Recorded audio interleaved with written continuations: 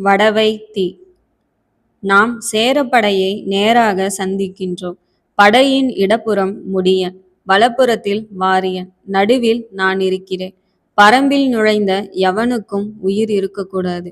கொற்றவைக்கான இறுதி படையல். குருதி ஆராய் ஓடட்டும், புறப்படுங்கள், போர் துவங்கட்டும் என்று பாரி உச்சக்குரலில் இறைய, பரம்பினர் குரல் வெடிக்க கொம்பொலி எழுப்பினர். வாட்களை தட்டி பேரொலி எழுப்பினர். விண்ணும் மண்ணும் அதிர்ந்தது.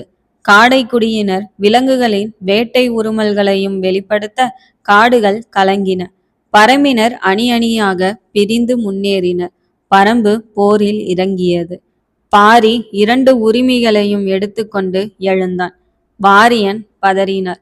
ஆனால் கொற்றவை இறங்கியது போல் கண்கள் சிவந்து உக்கிரமேறி இருந்தவனை நெருங்க அனைவரும் பயந்தனர். பாரி செம்மலையிலிருந்து தாவி இறங்க துவங்கினான். முடியன் படையின் இடப்புறத்திற்கு ஓடினான். ஆனால் வாரியன் வலப்புறத்திற்கு செல்ல மனமின்றி பாரியை பின்தொடர்ந்தார்.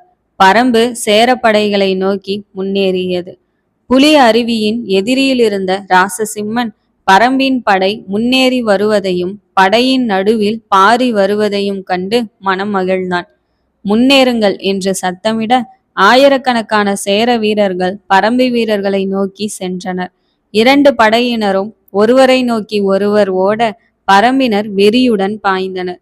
மான்களை வேட்டையாட விரட்டும் புலிகளில் வேகமான புலி அனைத்திற்கும் முன்னால் செல்வது போல பாரி முன் சென்றான். 2 கைகளையும் பின்னோக்கி நீட்டியபடி பாரி ஓட கத்திகள் நிலத்தை உரசி புழுதி புயலையும் நெருப்பு பொறிகளையும் உருவாக்கி சென்றது. பாரியின் உடலில் உரிமையின் கத்திகள் பட்டால் பகைவரின் வாளால் நேர வேண்டிய மரணம் அவனது வாளாலேயே நேரிடும் என்று எண்ணிய வாரியன் பாரியை காக்க அவனை தொடர்ந்து சென்றார்.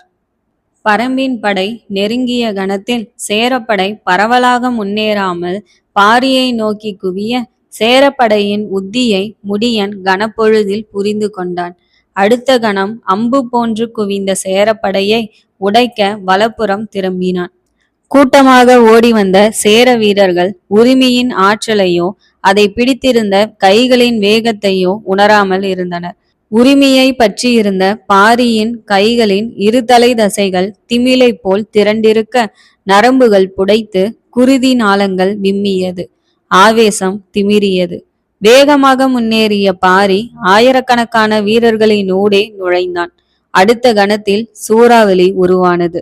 அடங்கா சினம் ஆர்ப்பரிக்கும் வெறியை கொப்பளிக்க உக்கிரமேறியிருந்த பாரி கட்டுக்கடங்கா பாய்ச்சலை வெளிப்படுத்த மரண தாண்டவம் நிகழத் துவங்கியது.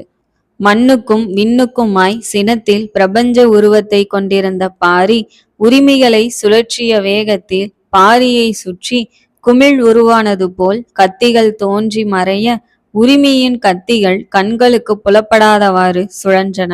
என்ன நிகழ்கிறது என்று உணரும் முன்னர் சேரப்படை சிதைய துவங்கியது. ஒரு கையில் இருந்த உரிமையை பாரி வீசிய போது ஒன்றன் பின் ஒன்றாக 32 கத்திகள் சீறி பறந்தன. அடுத்த சுழற்றலில் கத்திகள் மீண்டும் சுழன்று வந்தன. பாரி கைப்பிடியை உள்நோக்கி திருப்பினால் கத்திகள் குவிந்து சென்றன. வெளிப்பக்கம் திருப்பினால் கத்திகள் மலர்ந்து விரிந்தன. மணிக்கட்டுகள் சுழல கைகள் மரணத்தை வாளில் வடித்து சென்றன. ஒரு கத்தி பிளந்த இடைவெளியினூடே அடுத்த கத்தி நுழைந்தது. வீரர்களின் கத்திகள் உடைந்தன. கவசங்கள் சிதைந்தன. வீரர்களின் உடல்கள் சீவப்பட்டு உறுப்புகளாக பிரிந்தன. உறுப்புகள் வெட்டப்பட்டு துண்டுகளாயின. துண்டுகள் பிரிக்கப்பட்டு சதைகளாயின. சதைகள் சிதைக்கப்பட்டு இரத்த களரியாயின. பாரியின் உரிமைகளை எவராலும் தடுக்க இயலாமல் இருக்க மலை உச்சியிலிருந்து உருண்டு வரும் பாறை புல்வெளிகளை நசுக்கி செல்வதைப் போல பாரி சேரப்படையினூடே முன்னேறினான். குருதி வெள்ளமாய் ஓட துவங்கியது. சுழன்ற கத்திகள் ஒன்றோடு ஒன்று உரசிக்கொள்ள கத்திகளில் படிந்த குருதியை மீறி தீப்பொறி பறந்தது. நெருப்பை அழிக்க முயலும் கரையான்களாய் சேர வீரர்கள் முன்னேற எரிதழல் வீசும் உரிமைகள் கொண்டு போர்க்களத்தையே சிதறடிக்க துவங்கினான் பாரி. பாரியின் முதல் வீச்சை கண்டதுமே வாரியன் திகைத்து போனார். இவன் வைகலானின் மாணவன் அல்ல, ஆதிரையின் சூரியன். பாரி பார்த்து கொள்வான் என்று ஆதிரை கூறிய வார்த்தைகளுக்கு அர்த்தங்கள் புரிய துவங்கியது. ஒரு வாக்கியத்தில் எதிர்காலத்தை கூறியிருக்கிறாள். சத்தமின்றி ஒரு எரிமலையை உண்டாக்கியிருக்கிறாள். பூவுக்குள் புயலை பொருத்தி இருக்கிறாள். இனி இவனை எண்ணி கலங்க எதுவுமில்லை என்று பூரித்தவர் ஆயுதங்களை கொண்டு வந்தவர்களிடம், எங்கே என் சூலம் என்று கேட்க, பரம்பு வீரன் அவரை விட உயரமாயிருந்த வாரியனின் ஆயுதத்தை எடுத்து கொடுத்தான். வாஞ்சையுடன் தனது சூலத்தை இரு கைகளால் வாரியன் ஏந்தியவுடன் உடல் சிலிர்த்தது.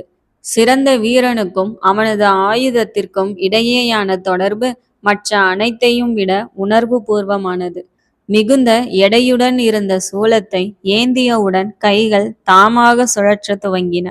சூலத்தை வாரியன் பருதியுடன் இணைந்து கடைசியாக சோழனின் போரில் பயன்படுத்தியது. அதற்கு பின் பல ஆண்டுகள் கழிந்திருந்தன.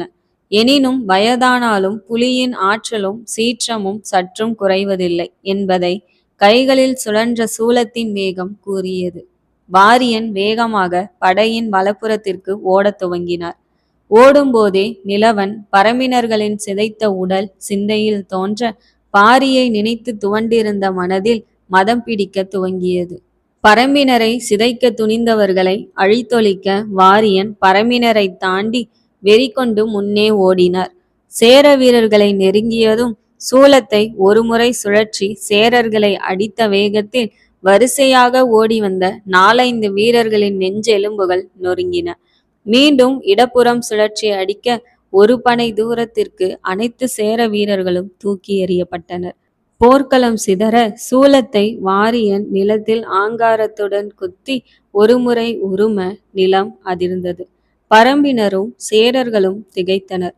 கூர்மையான சூலத்தின் அடிப்பகுதி மண்ணில் சொருகி நிற்க வாரியன் தனது கால் வரை நீண்டிருந்த ஆடைகளை அமைதியாக உயர்த்தி இறுக்கி கொண்டார்.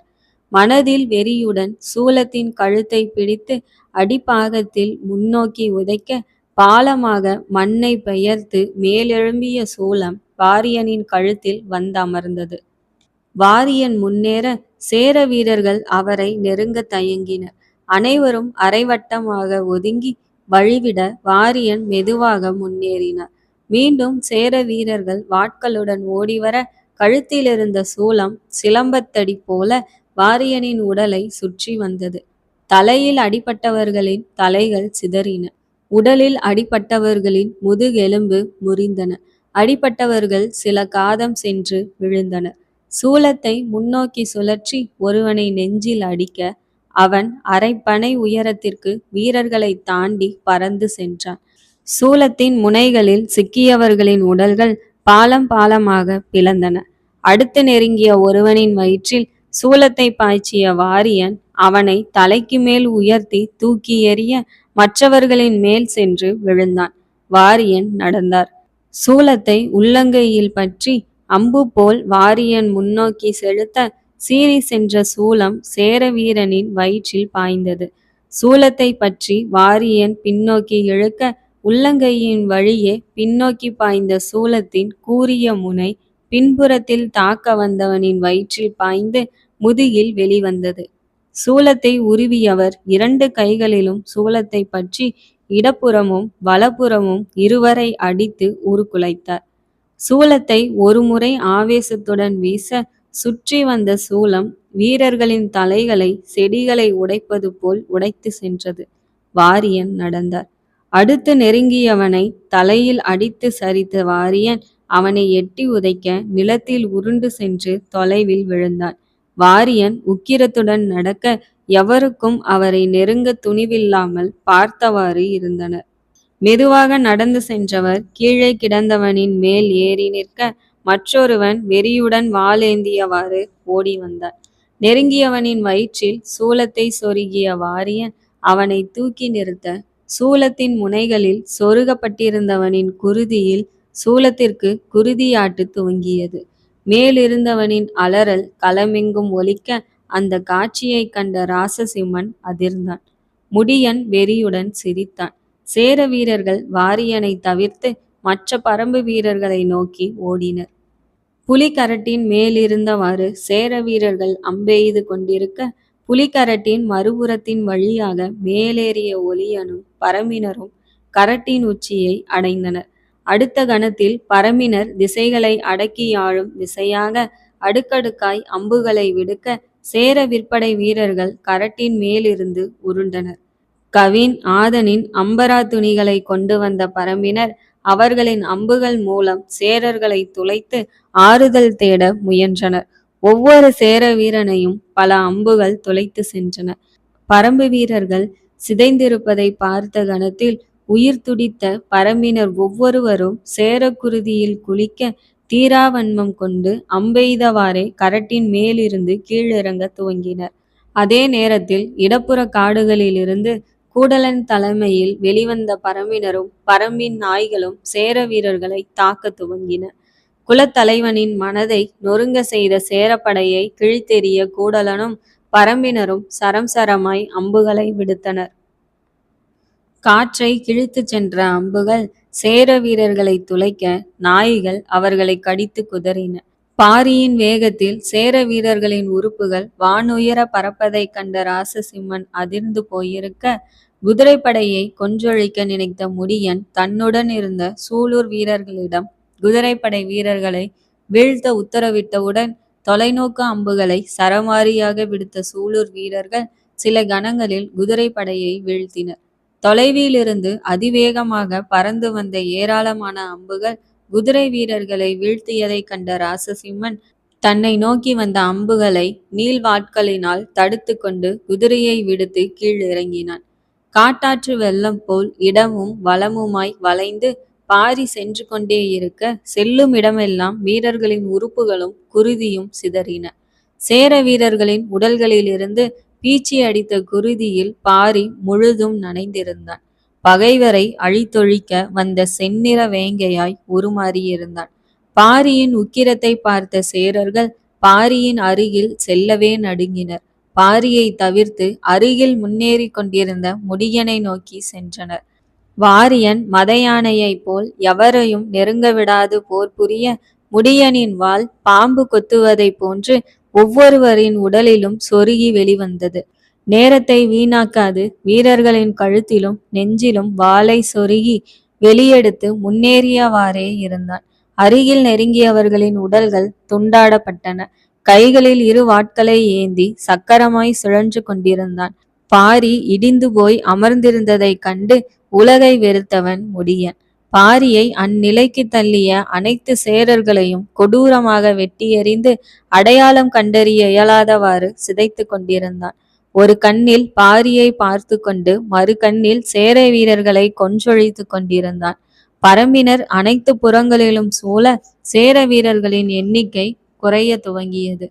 பாரியை நோக்கி முன்னேறிய ராசசிம்மன் சுருள் வாட்களுடன் புயலாய் வருபவனை கண்டு அதிர்ந்தான். பாரியை எப்படி அணுகுவது என்று திகைத்து கையில் இருந்த இரு வாட்களுடன் மெதுவாக பின்வாங்கினான். பாரியை சூழ்ந்த சேர வீரர்கள் அனைவரும் சிதைக்கப்பட உரிமையை சுழற்றும் வேகத்தை குறைத்த பாரி ராசசிம்மனை கண்டான். அடுத்த கணம் கோபத்திலும் வெறுப்பிலும் பாரியின் கண்களில் பொறி பறந்தது. வெறியுடன் பாரி உரிமையை சுழற்றியபடி முன்னேற ராசசிம்மன் பின்னேறினான். உரிமைக்கு பயந்து ராசசிம்மன் பின்னேறுவதை கண்ட பாரி உரிமைகளை கீழே எறிந்தான். பாரியின் ஆயுதங்களை தாங்கி வந்த பரம்பு வீரன் ஓடிவர அவன் கையில் இருந்து தனது நீள்வாளை வாங்கினான். நீள்வாளை வலது கையில் ஒரு முறை சுழற்றிய பாரி ராசசிம்மனை நோக்கி சென்றான். பார்வைகளின் மோதலில் மனதில் மின்னல்கள் வெடித்தன.